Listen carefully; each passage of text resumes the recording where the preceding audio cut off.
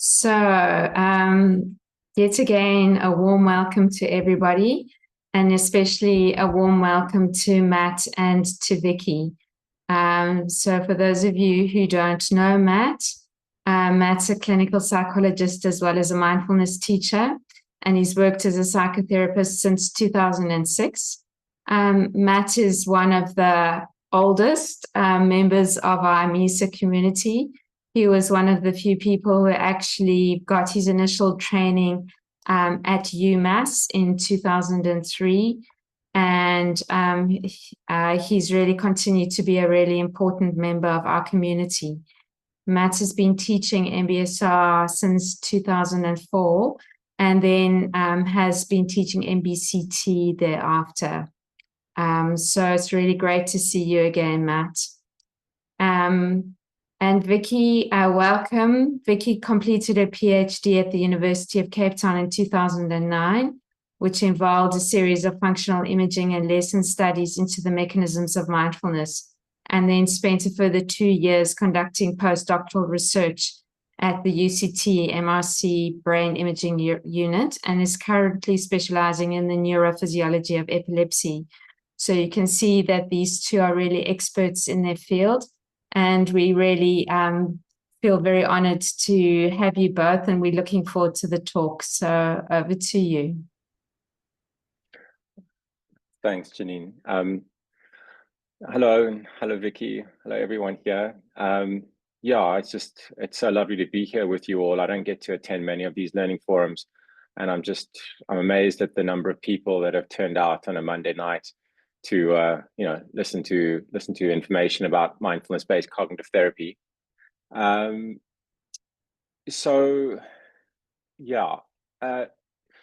just see if I can share this again. I was having some trouble earlier, so I'm hoping that I can bring this up. But the way it will go this evening is I will start and just give a little bit of background about mindfulness-based cognitive therapy. So hang on, let me just see if I can play. Okay, there we go. So I'm hoping now that you can all see this. Okay, if there's a problem, I'm hoping someone will let me know. Otherwise, I'm just going to keep on talking to myself because I no longer can see any of you. Okay, so I'm going to begin, and I'd like to give you a bit of background on mindfulness-based cognitive therapy. It is a theoretically driven intervention. So what I want to do is I'd like to just briefly talk about recurrence in depression and the cognitive elements that leave people vulnerable. I'd like to share a bit about these authors' journey, and I'm drawing heavily from these books. And if you guys haven't seen these books, I would highly recommend it. This will necessarily just be a very short overview and just touching into some of the central ideas of the book. For those of you who don't know, in the top left there is Mark Williams, who was previously at Oxford. He's retired. And then Zindel Siegel is beneath him, who's at the University of Toronto. And John Teasdale is the other one there, who's also retired, who was at Cambridge. And I think next to John Kabat-Zinn, these three men have done more than anyone else to bring mindfulness into the mainstream of mental health care. The quality of the research that went behind this intervention is, top notch. And I think that's what led to its integration into mainstream healthcare, and it's approved by the National Institute of Clinical Excellence in the UK, and it's used really worldwide as a first-line intervention in preventing relapse in depression. And it's gone actually way beyond that to be a kind of broader, a trance diagnostic intervention. And I'll have people coming in, and it's not just my programs, but programs across the world will now have people coming in just for stress and personal growth, and a whole host of reasons, not just as a clinical intervention. I can't let someone in. Okay, so the research part of this, I'm going to leave to Vicki, and you guys are in for a real treat. The two of us presented this at a CBT Congress last year, and she'll go into all the research and the current research that there is around mindfulness-based cognitive therapy. Yeah, this computer, there we go. So like I said, I just want to quickly orientate you guys to particularly recurrence in depression, and then going into the model of cognitive risk, which they worked from, and then their journey, just the main elements of their journey in developing mindfulness-based cognitive therapy, because they actually didn't start out to develop a mindfulness-based intervention. And the books really give a very, I think, humble and honest description of where they started from and how they actually ended up teaching meditation as a way to prevent relapse. So I'd like to take you through some of the main elements of that, because it serves to highlight the aspects of MBCT that are unique and I think relevant to our community. And then I'll finish with just covering some of the elements of a course itself, an overview of its structure, and then also, again, some of the key features that I think make mindfulness-based cognitive therapy a unique 8-week intervention.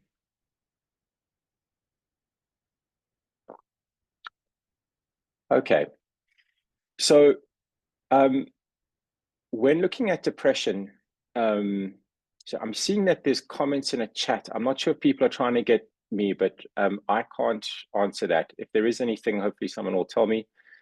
But it's probably best to wait until after the presentation and then ask the questions at that point.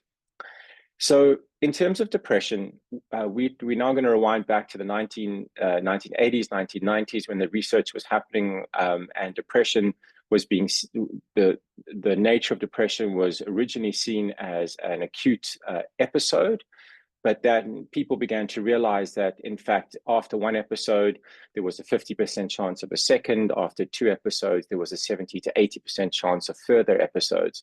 So from a short-lived intervention, it was now seen as a chronically relapsing condition. Now, there was a fair amount of success in treating depression in its acute phase using antidepressants and cognitive behavioral therapy and other treatments. And there was talk about maintenance treatment. So once people had gotten better after they'd been treated for the depression, so that's like the first year afterwards, there was a maintenance treatment, both in CBT and in with antidepressant medication that was also successful. But what was needed was an intervention which, once people were well, that prevented coming back, because that really was the bigger problem. And because people were becoming depressed younger, the importance of preventing the recurrence after they were well was becoming a bigger and bigger issue. And when they started out, the one key finding was that there was a 25% less chance of relapse when the patients were treated with cognitive therapy during the acute phase as compared to other treatments. So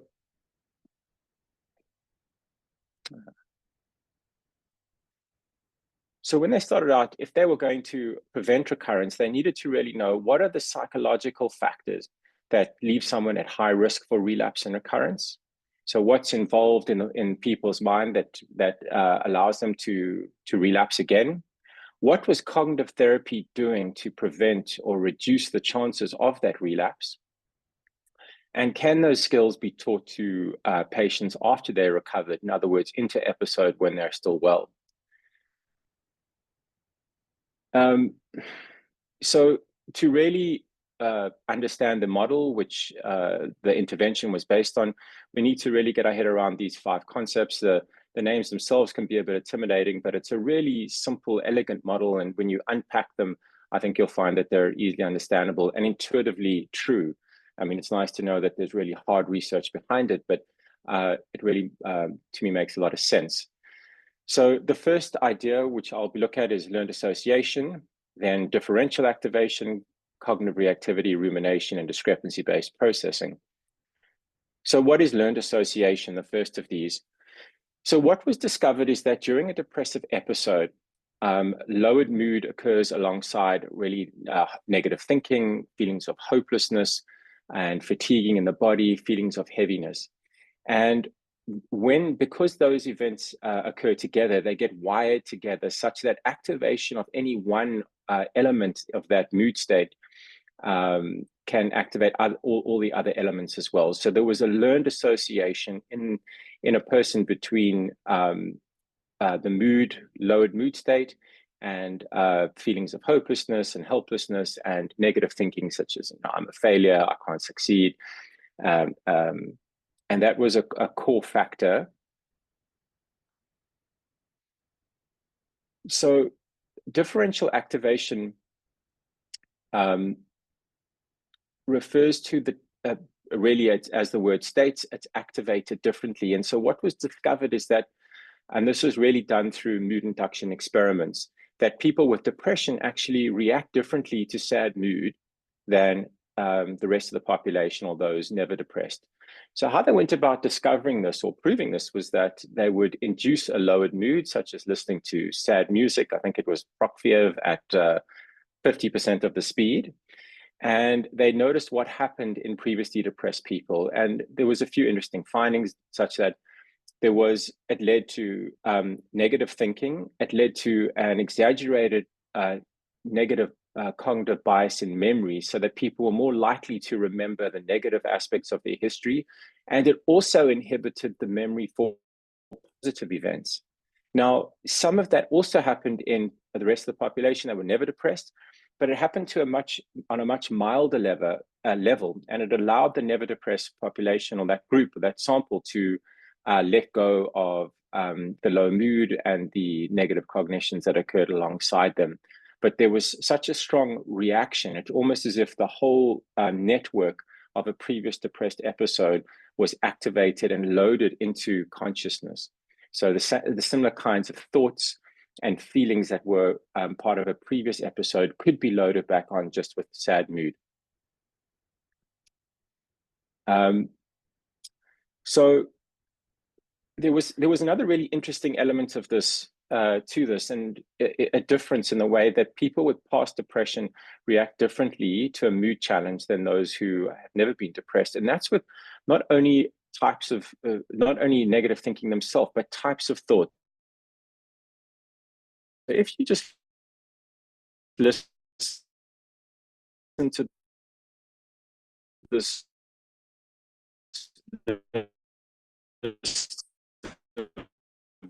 words, deject.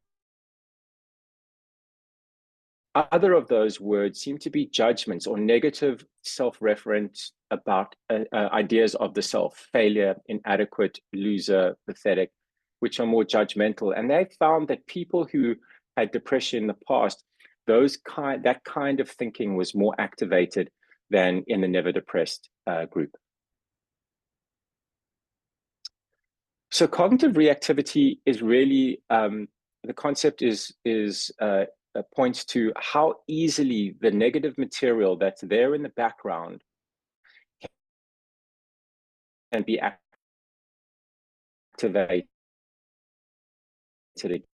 again.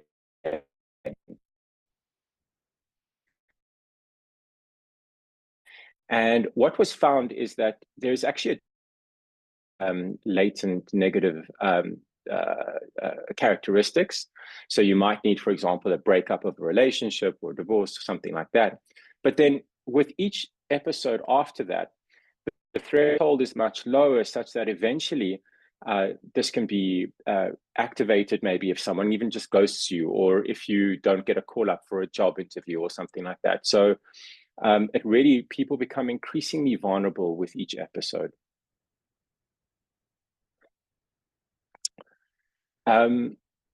Now, a very important aspect of in understanding relapse is not only what happens with lowered mood, but how people react to that low mood itself. Now, the never depressed group would react to low mood by distracting themselves, turning away from it, whereas recovered depressed people tend to react to the mood by thinking about it, which is like, why is this happening again? And when is it going to get better? And how come, this has happened again, or whatever it is. So it's asking difficult questions which don't have answers, that focus attention back onto oneself and back onto the mood that you're in, which of course would tend to just make it worse and make one feel more hopeless when you can't answer it. So this ruminative, which Susan Nolan-Hoeksema called the ruminative response style, is a very central characteristic of how people in depression respond to low mood, which is different. So you might wonder, if rumination, this style of reacting to low mood, is so unhelpful, then why would anyone do it? And when people are asked, they'll say, well, it's to make me feel better. I figured if I can work out why I'm feeling this way, then maybe I can do something about it. So underneath that is is what's called discrepancy-based or gap-focused processing. And that's driven by a difference between where you are and where you want to be. So where you are, feeling sad or tired, exhausted, what you want to be is happy and energized. What you want to avoid is another episode of depression or just being defected. Now, this difference, this gap, sets in motion thinking designed to solve it. And in previously depressed people, that tends to end up in rumination, which ironically or paradoxically just makes them feel worse. So at this point, we really have the model of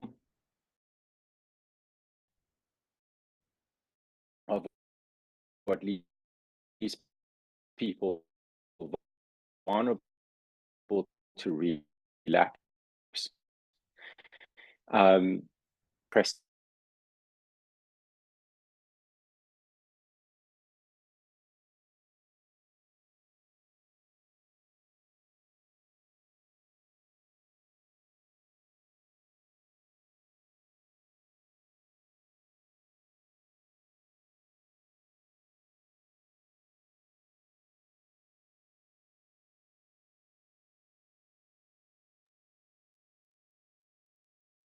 We seem to have lost Matt. Lynn, maybe can you just contact him and check? Guys, can you hear me? Yeah, you're back again, Matt. I think it says often that your bandwidth is low. Maybe it would be helpful if you switched off your camera if it was a problem. Okay. Yeah, great. Okay, I'm going to try and get us back there. It's a new computer and I'm still finding my way with it. So, but could you hear everything, Janine, around the model? Are you at the point where we can understand their model of relapse? Yeah, we were hearing okay. You were coming and going, but pretty much we were hearing. It's just we weren't getting a very good picture, but I'm sure it'll be better once you switched off your camera. Okay. Yeah, that's great. That's that we can see well. Thanks. Okay. I'm going to just try not go into. Okay, so where we are is at this point, hopefully there was enough bandwidth for you to realize what the model was, what their model was, to understand vulnerability. So this was the cognitive model of vulnerability on which the intervention would be based. Okay. So let me just give a simple example to instantiate this. So this is just the example of Janie. I'll read through it with you. So she would often wake very early in the morning, unable to sleep, with a heavy feeling in her body and thoughts going round and round. Impossible to switch off. She'd sometimes get up to make a cup of tea and sitting in the kitchen with a blanket around her shoulders, reading bits of any magazine that she or her roommate had left lying around, or opening her laptop, trying to answer emails that had come in overnight.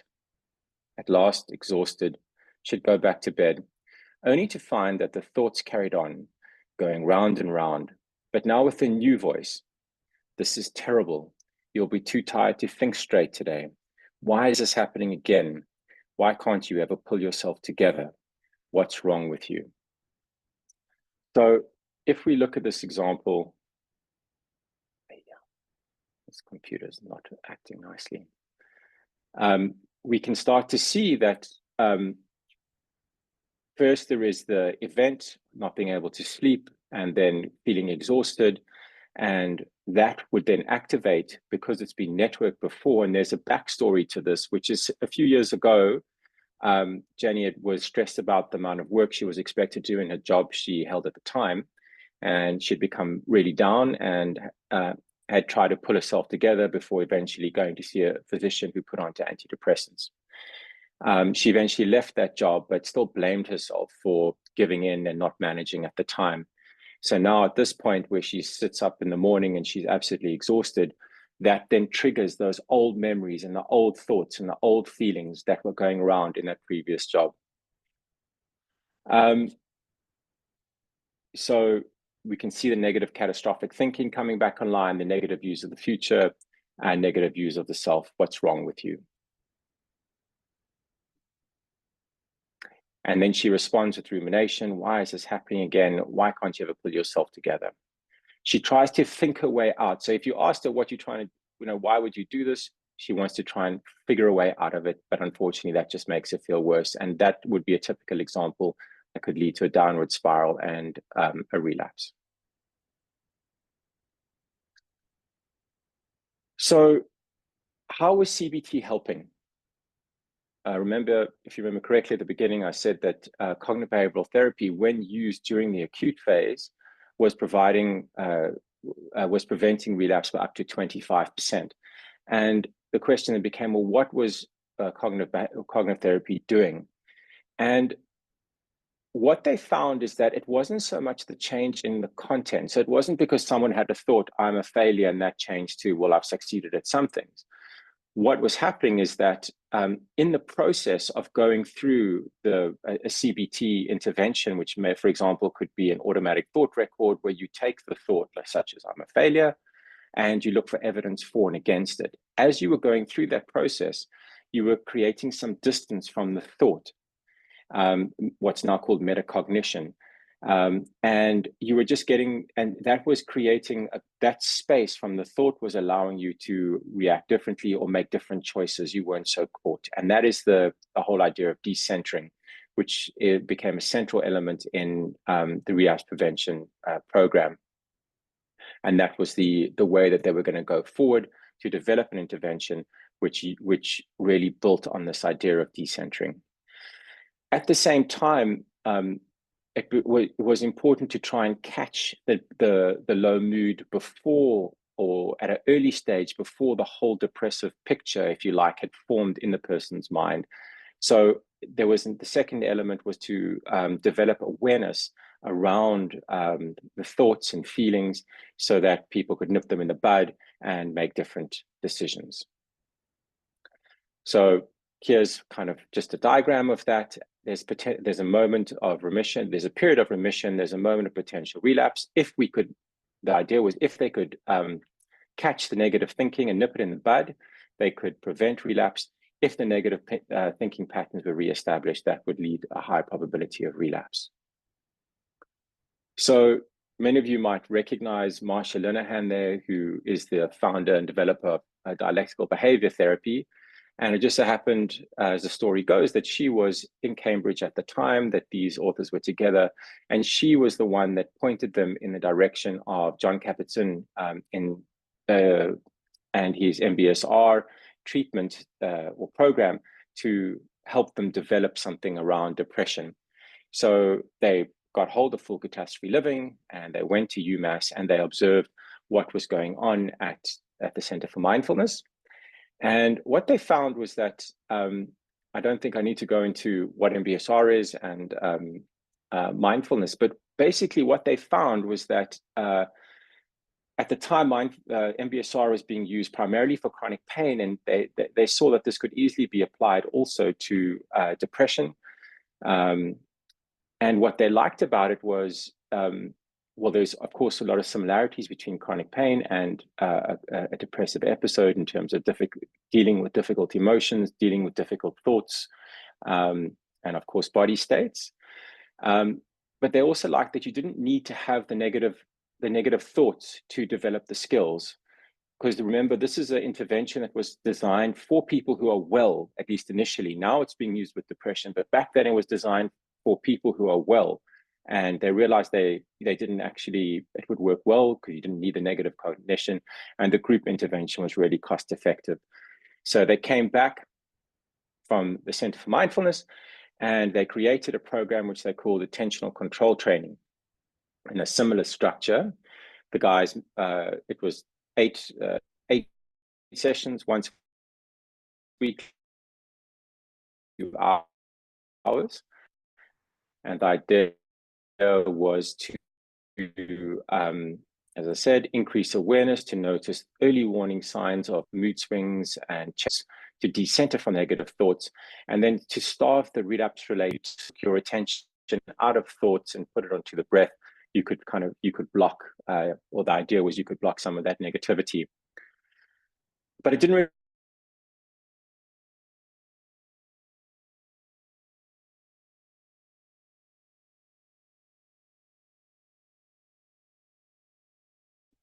Sorry, Lynn, I lost you again, I think. I'm not sure how much you guys are getting of this. We got most of it. We just got the last bit when we lost you, but you're back again. Yeah. I don't think there's anything I know how to do this. I mean, is it still okay for me to continue, or do you think you're missing too much of it? No, continue. It was much better this last section with your video off. Okay.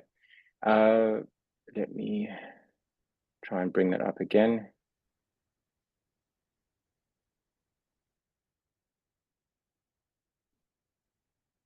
Okay. So there were 2 core issues. And that is, what if there's still distress after decentering?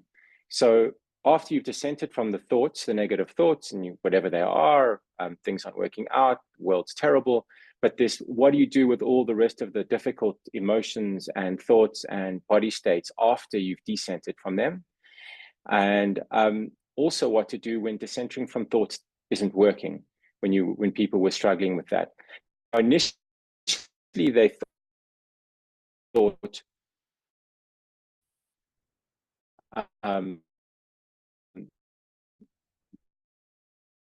they would revert back to a CBT approach, but there was so.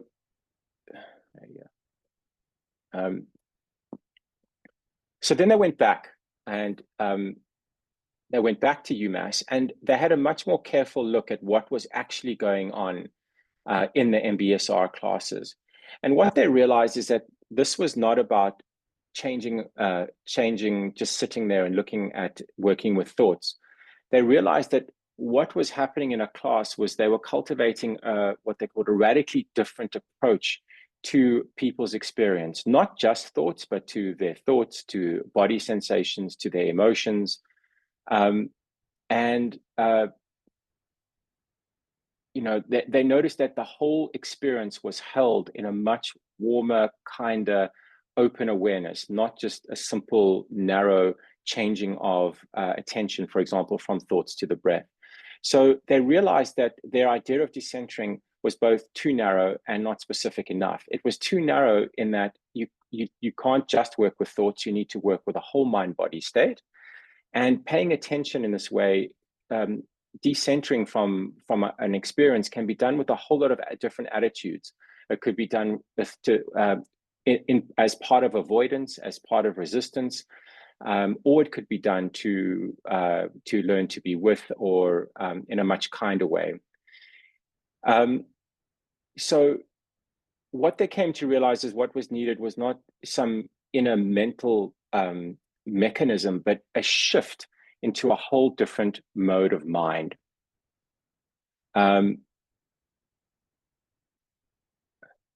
Now, before I go into talking about modes of mind, I just want to have highlight one aspect that was discovered on their second visit, and that's the importance of the instructor. So what they realized is that people were learning mindfulness, this a way of paying attention with an open-hearted awareness, in 2 ways. One was through the practice and the instructions themselves, But a very important vehicle for learning this was the instructor's embodiment of the practice. They noticed that the instructors weren't trying to fix or give solutions to the difficulties that people brought, but they were teaching them to live in the midst of them. They were trying to help people see how their struggle, their resistance and avoidance was actually exacerbating what they were feeling and creating more distress. They were teaching people to find a calm place to be with, to observe, to invite. And the instructor became a really important aspect of the intervention when they went back and did it again.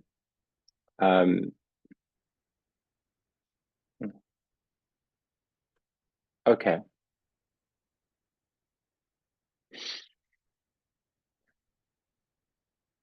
So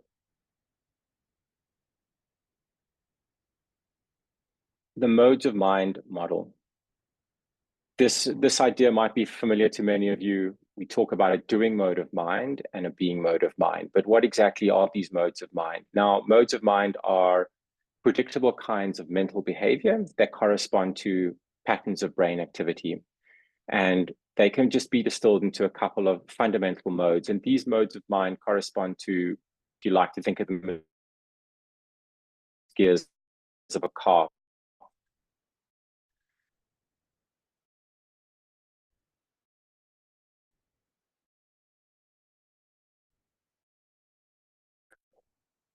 Now, one of the most common modes of mind that we're on is the doing mode of mind. That might be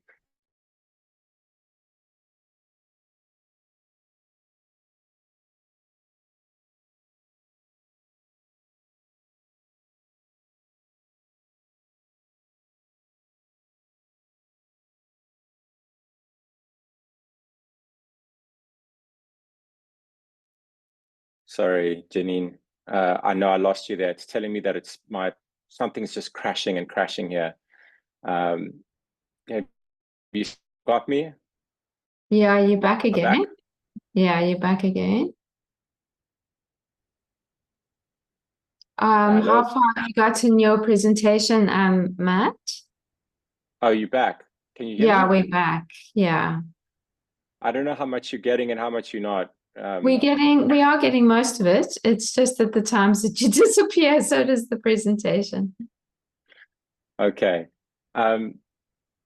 So should I just pick up where I am? Yes.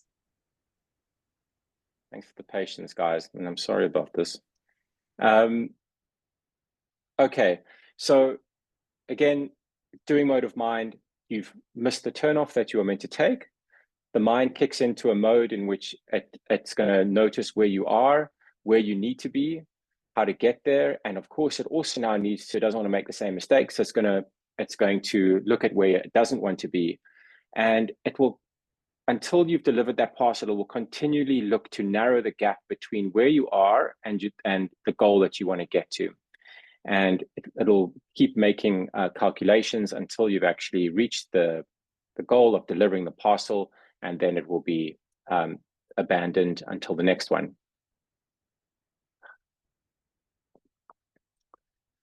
So I just want to highlight the core features of this doing mode of mind. Is it comes on automatically. You don't choose, you don't you don't say to yourself, okay, now I'm going to think about X, Y, Z. It just immediately comes up as an issue presents itself. It uses thought. It holds in mind where you are, where you want to be, how to get there. It's continuously looking at what's happened and what's going to happen in the future. It also has to know what to avoid. It's focused on the gap between where you are, where you need to be, as it focuses on the goal. And it's very conceptual, and it uses thoughts to navigate its way through. And to do that, it has to treat thought, really judge your progress until you've obviously either reached it or abandoned the goal.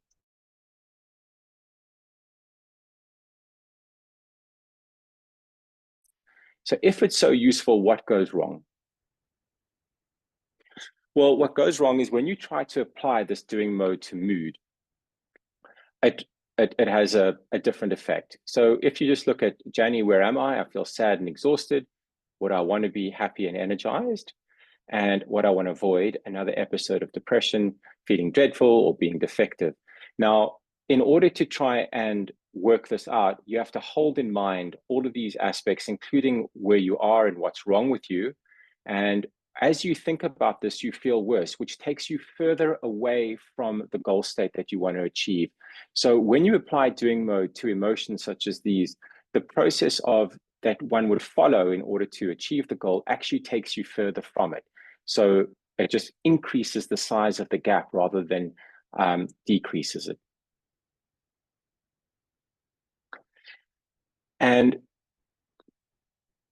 sometimes what the mind will do is that it will double down on its efforts to achieve the goal.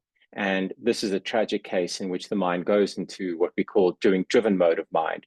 And that's when the mind just won't let go.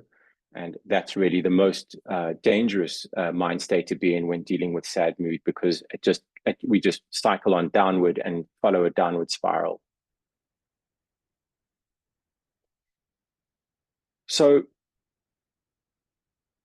what is the alternative to this doing mode of mind? And that's the being mode. And the being mode of mind is just like forward and reverse gears of a car. The being mode of mind is an incompatible mind state. So whereas doing mode would be automatic, being mode is much more intentional and conscious, whereas the doing mode is conceptual. Being mode is a much more direct, sensory, experiential mode of mind, more in the present. It's open and approaching all experiences, allowing things to be as they are, very much gathered in the present rather than in the past and the future. Thoughts are part of our experience as mental events. We're not caught in a conceptual thought world. And as opposed to a single-minded, narrow focus on achieving goals, that's very characteristic of the doing mode. When we shift into a being mode, we're sensitive to the wider context, the quality of our experience, and our own well-being. So, and I think just to really bring it home, this is a mode of mind. So you could be washing the dishes in a being mode of mind, but you could be meditating in a doing mode of mind. So where you're trying to achieve a particular state, whether it be relaxation or more mindfulness or anything else. So how does mindfulness fit into this model? Well, the definition is there.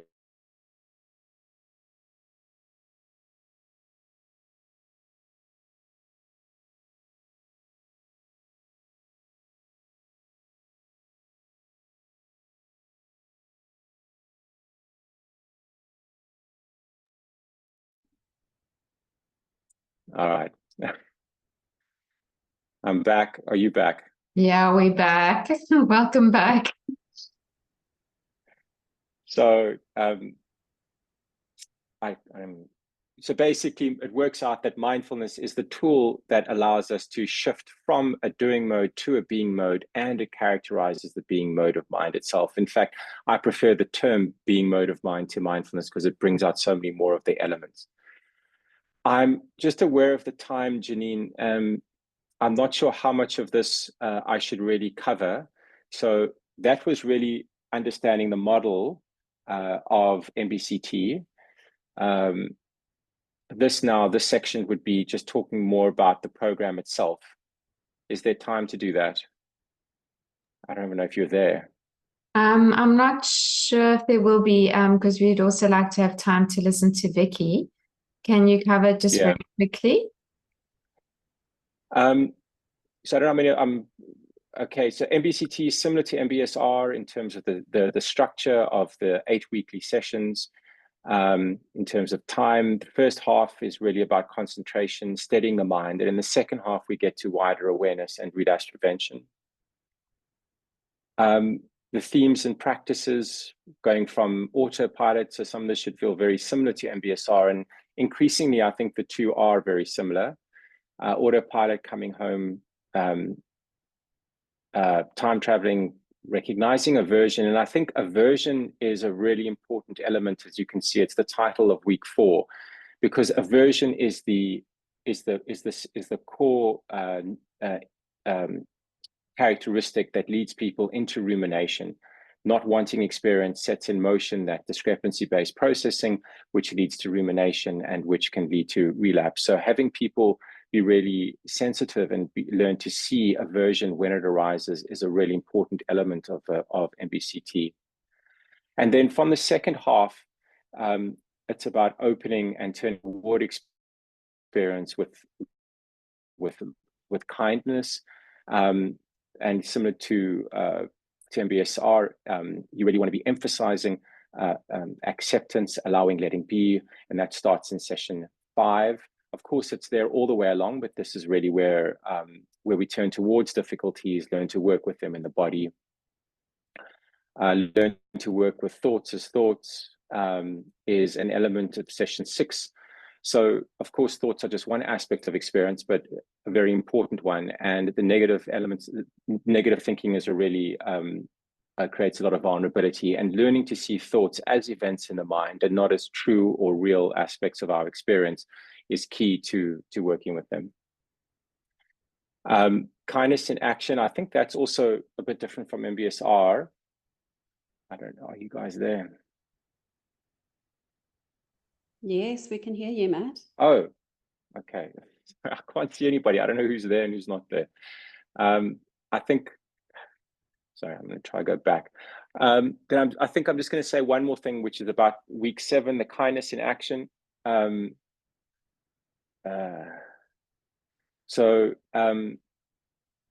This week, so this is, I really bring a lot of kindness into the way that I teach. It's not explicitly a part of MBCT to have loving kindness and work with self-compassion, but I bring it in, and particularly in session 7, which is really about the skillful use of activity as a way to bring kindness to oneself. And it's not just doing things that you enjoy or doing things that nourish you, but understanding the importance of having that grow out of a sense of kindness just changes the whole quality of the experience.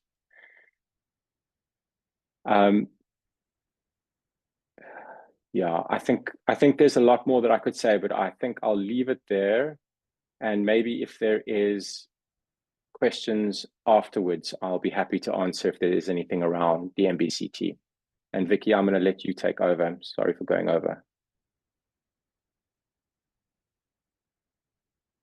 I don't even know if you're there.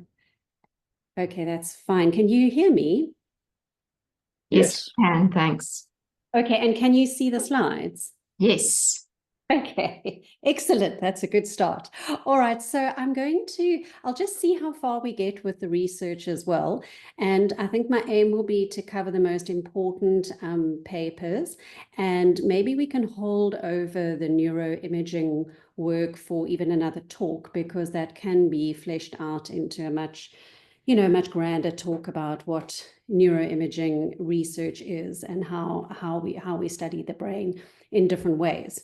So I'm going to be talking mainly about mindfulness-based cognitive therapy in terms of its efficacy to treat depression, and also look at relapse to depression, which of course, as Matt said, are the 2 primary areas of interest in MBCT, but also looking at some evidence from studies looking at MBCT's efficacy in treating other psychological disorders.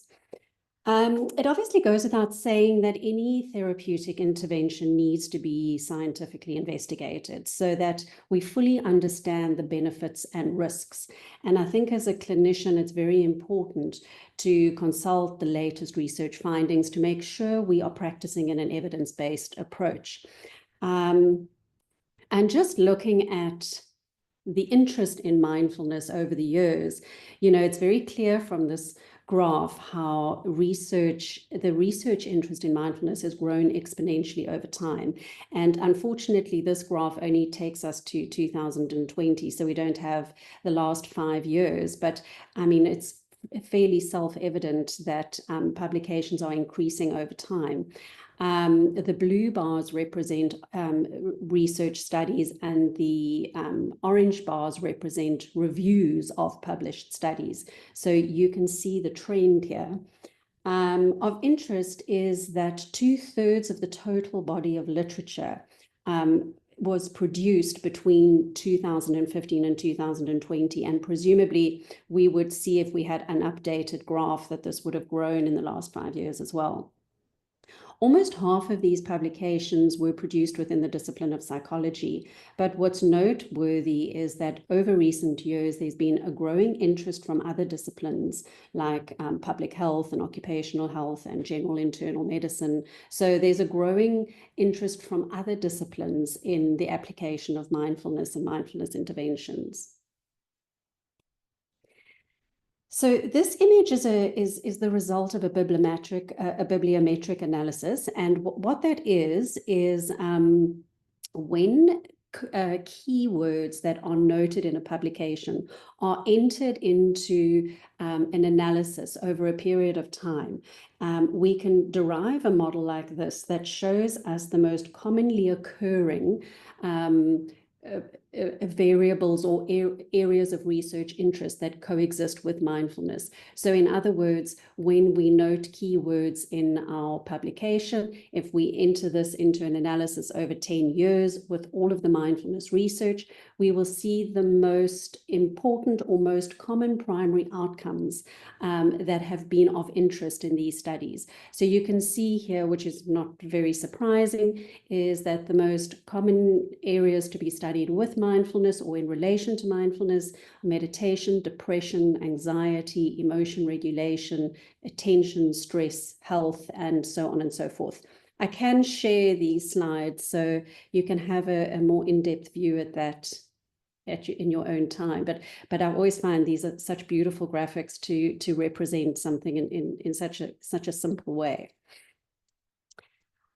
So coming back to evidence-based practice, and I think it's important to say that not only reviewing the literature is important as a clinician, but also just keeping in mind the strengths of the studies in terms of the methodology used, so that you have an appreciation of the robustness, the reliability and reproducibility of the findings. You know, we have different levels of evidence, and it's very important to bear that in mind when consulting the literature.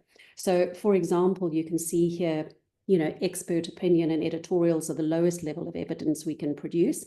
And even though someone might be working in a field for 20 years and they might have very informed opinions on working with a certain therapeutic approach, it still is the lowest level of evidence we have in terms of the efficacy of an intervention.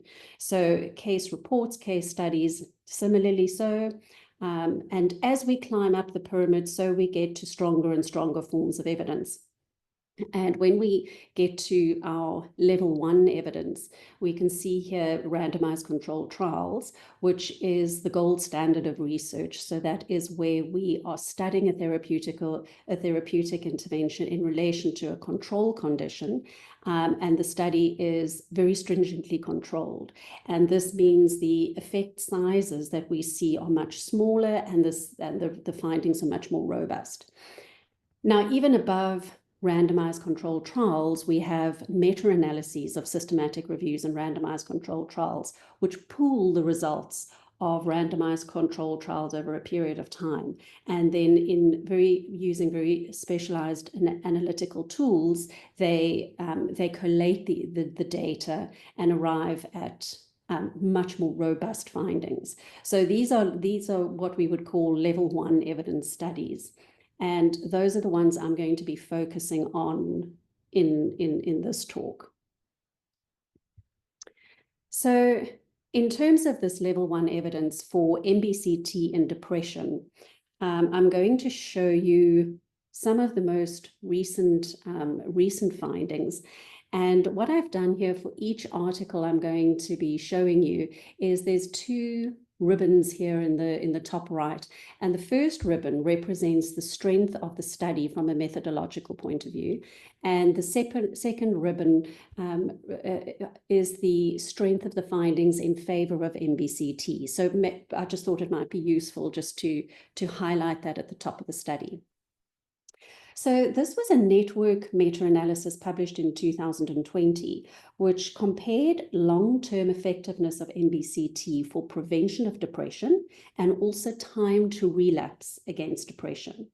And in the study, they collated data from 14 randomized controlled trials, which collectively studied 2,077 patients for relapse of depression.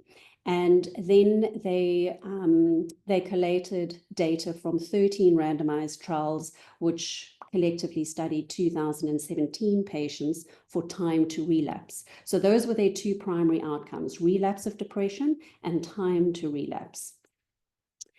And what they found, so a network meta-analysis will produce graphs like this, which are referred to as forest plots. And a forest plot gives you an idea of the intervention of interest against controls, so against the control arms. So as you can see here, anything to the left of this midline favors MBCT outcomes, and anything to the right favors the control. So in our first forest plot here on the left, we're looking at MBCT compared to control treatments in terms of relapse of depression. And what these bars show us is that, for instance, at the top here, there would be a 34% greater risk of relapse of depression in a placebo arm compared to an MBCT trial. Treatment as usual, there would be a 20% greater risk of relapse to depression compared to MBCT. And so we go down. The only two that were significant here, were significant outcomes, were MBCT in relation to treatment as usual. And you can see there that MBCT was favored with regards to that comparison.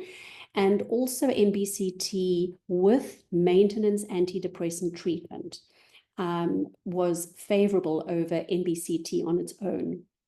You can see here the comparison of MBCT versus cognitive therapy. There was just a marginal difference between the outcomes of these two interventions. But like I said, the only two significant ones there are those highlighted with the red asterisks. On the right-hand side, these were the results for MBCT compared to control treatments in terms of time to relapse of depression.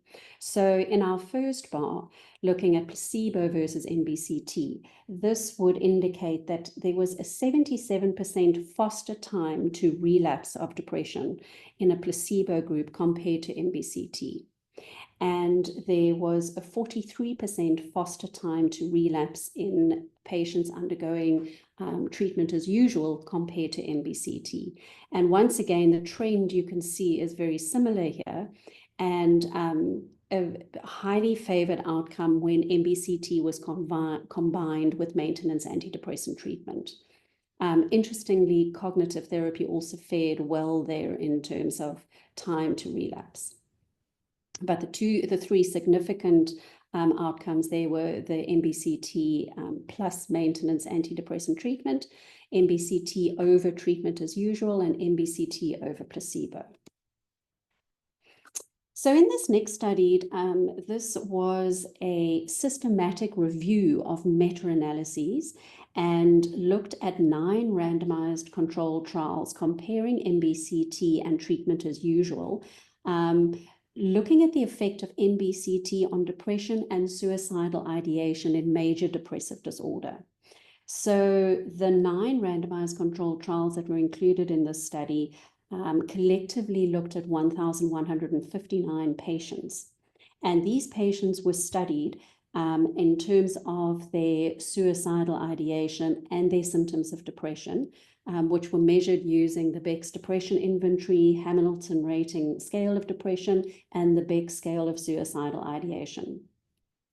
And what they showed is that these were 5 of the randomized controlled trials. And you can see there again, when you look at the midline, anything to the right of the midline favors mindfulness-based cognitive therapy over treatment as usual. And all of these trials showed that MBCT was favorable over treatment as usual in terms of symptoms of depression when using the Beck Depression Inventory to measure depression. There was an overall significant effect, which you can see here as 0.013. So quite convincing when depression was measured with the Beck's Depression Inventory. And on the right here, same, but depression was measured using the Hamilton rating scale of depression. And you can see here a similar trend again, that the 6 trials that were included in this analysis, all but one showed significant results in favor of MBCT over treatment as usual for the treatment of depression, using the Hamilton scale as their measure. And on the lower section here, you'll see this is a forest plot carrying the results for suicidal ideation, which was measured with the Beck scale, so the Beck scale for suicidal ideation. And these 3 randomized controlled trials all showed improved benefit of MBCT over treatment as usual for suicidal ideation. So quite positive results in favor of MBCT produced by this study. So looking at this next study, the focus was on suicidal ideation during depression. So the one before looked at suicidal ideation in major depressive disorder, and this is suicidal ideation during depression. And they compared MBC randomized controlled trials, and they included 7 randomized controlled trials in their analysis, which covered 479 patients, and they looked at mindfulness-based MBCT versus treatment as usual.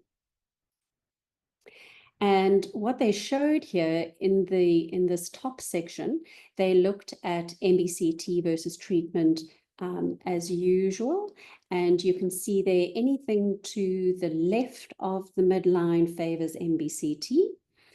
So all of the randomized trials that were included in this analysis favored MBCT.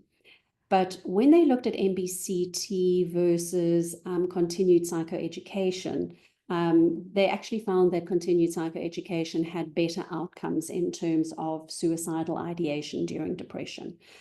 And then lastly, so similar comparison here, looking at an application of cognitive behavioral therapy, where mindfulness also performed well. But overall and collectively, the MBCT group was, the overall effect was significant in favor of MBCT for suicidal ideation and depression. I'm not going to go into that now. Lastly, this study looked at the current state of evidence for MBCT in the treatment of bipolar disorder, which, as you may know, is what we have at this point are quite inconsistent findings, actually. The study was slightly weaker in its design because they included uncontrolled studies in their meta-analysis. But they looked at 10 studies looking at the effects of MBCT on depression, on symptoms of depression, anxiety, mania, stress, and emotional regulation in patients with bipolar disorder. And what they found is, in terms of symptoms of depression, those trials that measured pre-treatment and post-treatment symptoms of depression found that MBCT was favored or produced favorable results in terms of some symptoms of depression. And in the trials that compared the experimental group to a control group, so for example, the control group could have been a waitlisted group where the experimental group received MBCT and were measured before and after the intervention, and the control group would have been waitlisted and measured at a separate time. So comparing an experimental and a control group, you can see that MBCT was also favored over the control arm. And when these findings were put into a time analysis, checking whether the the outcomes held over a 3-month period, you could see that they quite effectively held over a three-month period, but not over a 12-month period. So this is very interesting from a clinical point of view, because we need to look at options of repeat programs or possibly check-ins over time, because the positive results, particularly in patients with bipolar disorder, don't seem to hold over time. So a similar finding with anxiety, in terms of pre and post outcomes of anxiety, also MBCT was brought about significant improvements when you look at the overall effect size. And when MBCT was compared to a control, there were favorable outcomes in terms of MBCT, but these were non-significant, because you can see here the overall effect was not significant. Again, at 3 months, positive outcomes held, but at 12 months, they didn't. Lastly, with symptoms of mania, there was no positive outcomes. So it seemed to be, from what we understand from these randomized controlled trials, MBCT doesn't appear to have a benefit for symptoms of mania in bipolar disorder. So I thought it was interesting to maybe include this study, because this study looked at MBCT versus CBT. And of course, CBT is currently the recommended first line of treatment for depression. So it's interesting to see, how does MBCT hold up to CBT? And in this study, this was also a meta-analysis, and they included results from 30 randomized controlled trials, which collectively studied 2,750 patients. 16 of those trials compared MBCT with CBT, 9 compared CBT with an adapted mindfulness intervention, and 5 compared CBT with MBSR. And they used minimal clinical differences in calculating outcomes, which is a very robust way of measuring outcomes, because obviously, as the name suggests, patients, it's actually a clinical difference. So it's not on a questionnaire or on a scale. There's actually a clinical difference. So very robust study, and you'll see here, they found the interventions were equivalent post-intervention at follow-up. And this forest plot shows you, I mean, here are our confidence intervals, and it shows you all of the trials that were included in the study and how there was a overall non-significant difference in outcomes versus for MBCT over CBT. So the two interventions very comparable in terms of their efficacy in treating depression. And I won't go into that. Interesting to note that in that study, in the findings, they show that MBCT versus CBT was the most comparable in terms of outcomes, compared, as one would imagine, compared to MBSR and CBT or other mindfulness interventions in CBT. So MBCT and CBT were the closest in terms of their outcomes in treating depression. So just very quickly looking at some evidence we have for MBCT in treating some other psychological conditions. And of course, one of those that's of primary interest is anxiety, given what we know about mindfulness and its efficacy in treating anxiety. And in this study, the authors were interested in looking at the efficacy of MBCT and MBSR on anxiety disorders. And the primary outcome was anxiety, with a secondary outcome on depression and quality of life. And they included 23 randomized controlled trials, which collectively studied 1,815 patients. And what they found here, in terms of clinician-rated anxiety, there was clinicians rated CBT to be superior to MBSR in terms of anxiety outcomes.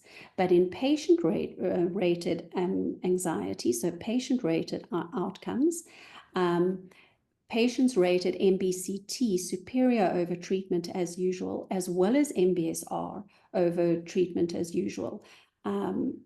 So this was again in favor of mindfulness interventions over treatment as usual, and both of those were significant. These other findings are were non-significant. And in terms of depression, MBCT, and I'll only mention this one because it's the only one that's significant, MBSR was valued higher than treatment as usual, or rated better than treatment as usual on symptoms of depression, which is interesting because MBSR is not typically used for depression per se, but that's what they found. In terms of MBCT for generalized anxiety disorder, this study included 6 randomized controlled trials and used the Beck's Anxiety Index to measure. All of those trials used the Beck's Anxiety Index to measure anxiety. And MBCT was shown to be significantly beneficial over treatment as usual in all but one randomized controlled trial. So this is specifically for generalized anxiety disorder. So very favorable outcomes, very strong effects for MBCT over treatment as usual. So looking at MBCT for post-traumatic stress disorder, this is a relatively weak study. They only included 4 randomized controlled trials, and only 2 of those actually looked at MBCT, which was collectively a total of 85 patients, so not incredibly strong. But they showed significant improvement in PTSD symptoms in MBCT participants after an intervention. And they showed that MBSR had, in moderate to severe trauma, had a greater reduction, but in mild trauma, symptoms did not significantly differ. So when trauma is more significant, then mindfulness-based interventions seem to be favorable. But one has to take these findings with caution because, like I say, the study is really a preliminary study, which then will obviously inform further study. And looking at MBCT and substance abuse, this is also a relatively weak study. They only included 30 randomized controlled trials. And mindfulness interventions we can see here. I'm just going to, yeah, I don't have that there. They show to reduce the frequency and quantity of alcohol and drug use, and increase the rate of abstinence. So again, preliminary but important findings for the use of MBCT in substance abuse. And lastly, I just wanted to mention this study that looks at the effects of MBCT on sleep in mood disorders, which is a very important variable, as any clinician will know. You know, sleep plays such a big role in mood disturbance. And in this study, they combined different types of mindfulness interventions on sleep in patients with depression and anxiety. And it was a systematic review of 10 randomized controlled trials. And like I say, they looked at an adapted mindfulness-based intervention, MBCT, and you'll see here a few others. And they showed that all structured interventions applying mindfulness improved sleep significantly. So that's a positive finding in terms of just treating the sleep disorder as a comorbidity of mood disorder. So this gives you, to kind of summarize where we are, given all of this evidence that has been accumulated. These are clinical practice guidelines, and this is what is being recommended by, so on the top of the table, you'll see there the Royal Australian and New Zealand College of Psychiatrists, their clinical practice guidelines. And recommended for all of for anxiety and depression, time to relapse, but insufficient evidence for the efficacy of MBCT in treating patients with bipolar disorder. Similar guidelines presented by the Canadian Network for Mood and Anxiety Treatments, recommended for relapse prevention, recurrent depression and depressive symptoms, but insufficient evidence for its efficacy in bipolar disorder. And the NIH recommended also for relapse prevention and symptoms of depression. And then in terms of the APA clinical guidelines, recommended, but in combination with treatment as usual in the initial treatment of a mood disorder. So positive outcomes for MBCT, I think, based on what we currently know, but it's probably obvious we have some gaps in the knowledge here, because depression would still be the primary outcome of interest in most randomized controlled trials and meta-analyses, because that is what MBCT was designed for. But we're really starting to try and investigate and interrogate what MBCT or what promise it holds for the treatment of other psychological disorders, particularly anxiety, PTSD, and substance abuse. So I'm not going to touch on the mechanisms of mindfulness, and I think I should perhaps leave it there so there's time for questions. There is more to say about what we found in structural and functional imaging studies, but like I say, I think that might be a whole conversation for another time, because one can get really, in depth with that. So Janine, I don't know what your thoughts are.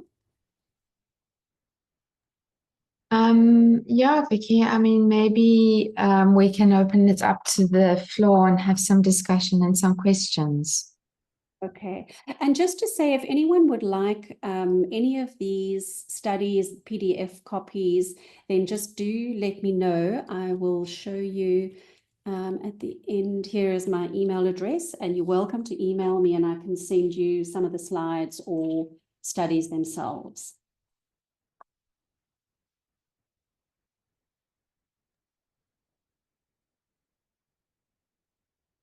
Yeah, a very big thank you to both Vicki as well as Matt.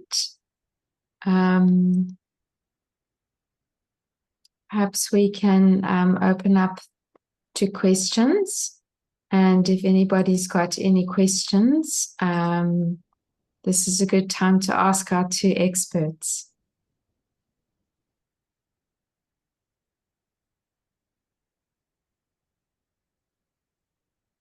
So I have lots of clapping hands. Chiara. Hi. Thank you both so much. That was really interesting. The question I have is for Vicki. And just in terms of the studies, in terms of relapse and time to relapse, are these studies requiring participants to continue with mindfulness practice beyond the 8-week program, or not to continue, or both? And if it is both, is there greater efficacy in cases where participants continued with the practice rather than not continuing? Yeah, that's such an important question, because what some of these studies have shown is, I mean, because of the difficulty in conducting a randomized controlled trial and the expense of conducting a randomized controlled trial, your research question has to be very focused. And in order to keep the study as robust as possible, they looked at an 8-week intervention, so a manualized 8-week intervention, and then used before and after measures or comparison with a control group. So while the results were favorable, in instances where there was any kind of discrepancy, they always mention in these papers, when patients are followed up and they have booster sessions of the mindfulness training, the results are that much better. But the randomized controlled trials haven't produced any evidence of that. They rather just suggest that based on what they have found going forward, because even once a study is finished, researchers often take an interest in following those patients over time. So it's more of an afterthought than what was really studied. But I do know for a fact that they do recommend booster sessions for patients and say that the positive outcomes hold over time in a more steady fashion when they receive those booster sessions. Thanks. Leslie Ann? We have load shedding here, so forgive me, for not being able to put on my camera. Mine may be very a question kind of that I'm thinking of, because we run a shelter for abused women and children, and obviously we encounter a lot of these problems. Do the studies, are they applicable to adults and children?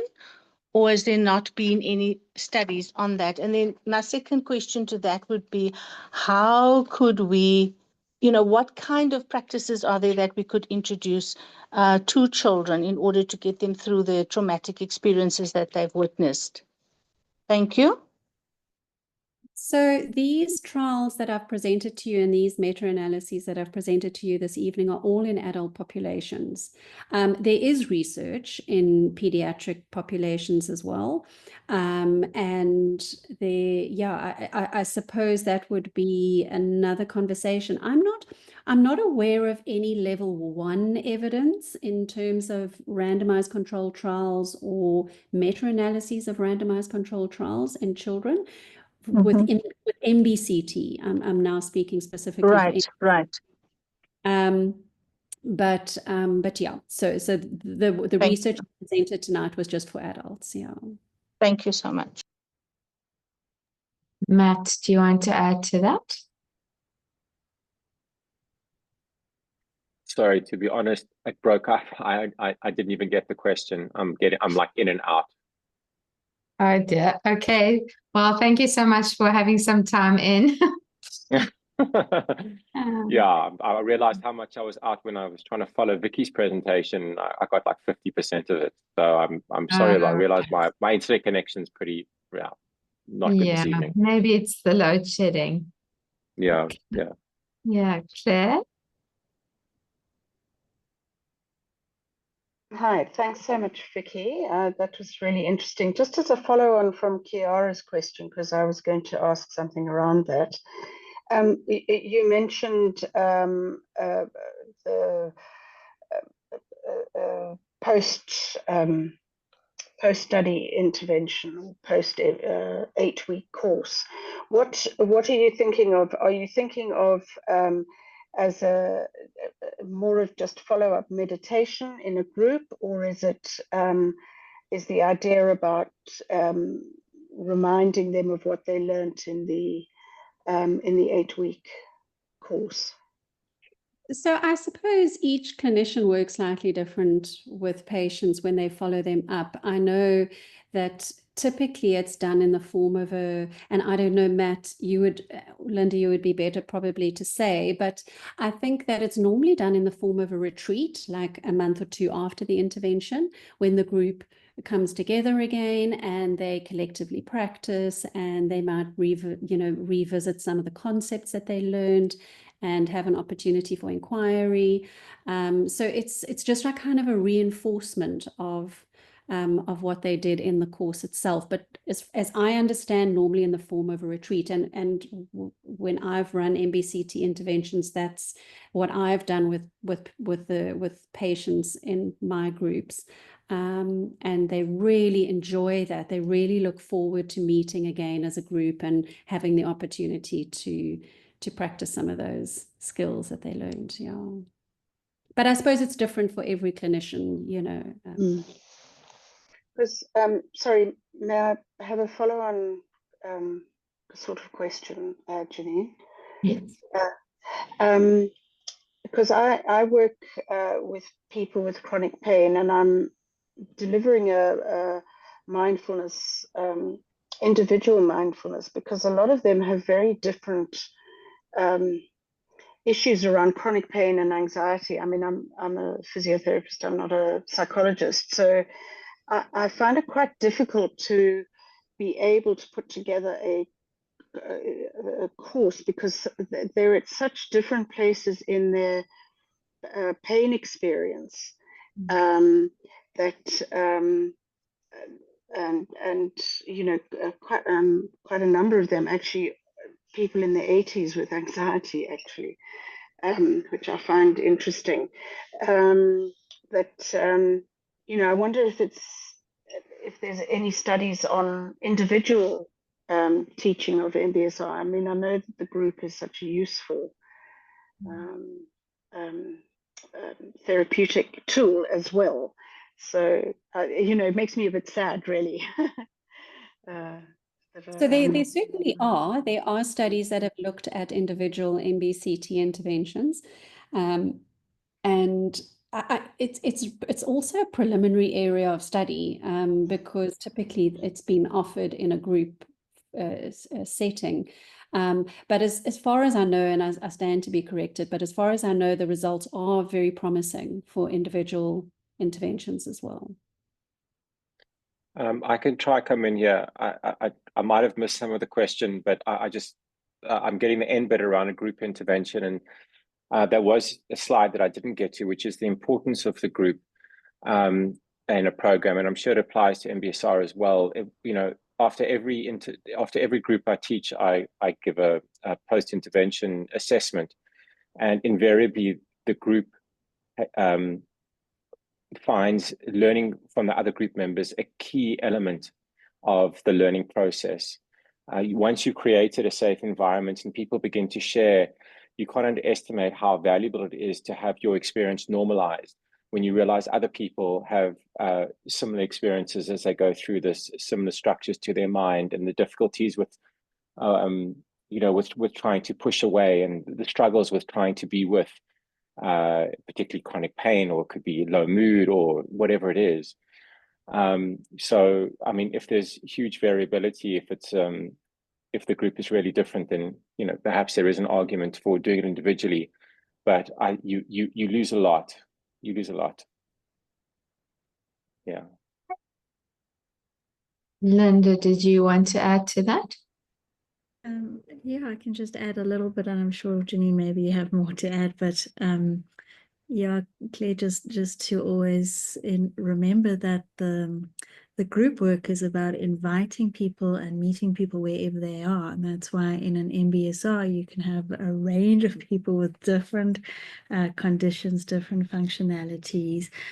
But the practice is really about, you know, can we meet what's here with kindness, with care, with equanimity?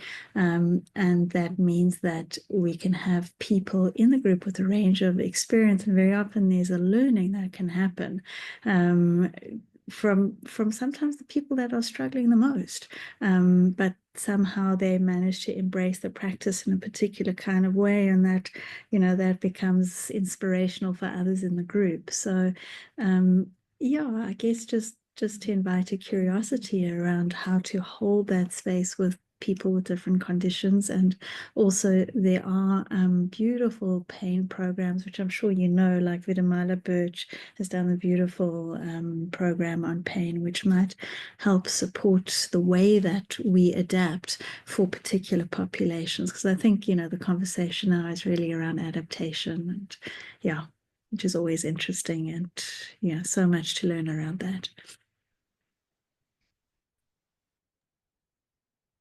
Thanks. Does anybody else like to add something or ask any further questions?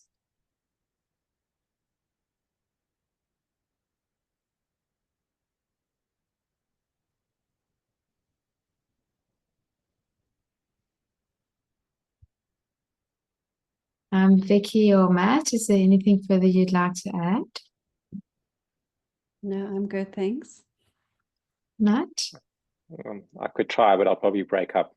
The connection will probably break up before I finish. So, yeah, I'll probably leave it there.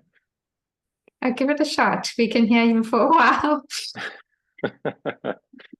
Yeah, no, almost in 5 minutes. Just, yeah, I'm sorry about the breakup. If anyone would like more information around this, they are welcome to contact me. There was a lot of areas I didn't get to. So maybe just to share the sentiments and the generosity of Vicki, just if anyone is interested to yeah, hear more about MBCT and any element of it, you're welcome to reach out. I'll be happy to share the slides or the information around it. Yeah. Yeah, so really thank you to both Matt and Vicki. They both really are experts in their field and have got so many years and years of experience of working with patients in this very important area, and to be able to summarize it in ways which make it understandable for us all. So thank you so much. As they're both saying, is these are actually both huge topics which would probably be weekend workshops in themselves. But I'm sure that if anybody would like to find out more, is to contact either us at the Institute for Mindfulness or to contact Lynn, and we'll pass on Vicki and Matt's details, or to contact them themselves, and that we will be putting this recording up on the EMISA website in the next couple of days. So really a very big thank you to you all, and thank you community for arriving and being here and being together. It was really a joy to see you all. Thank you.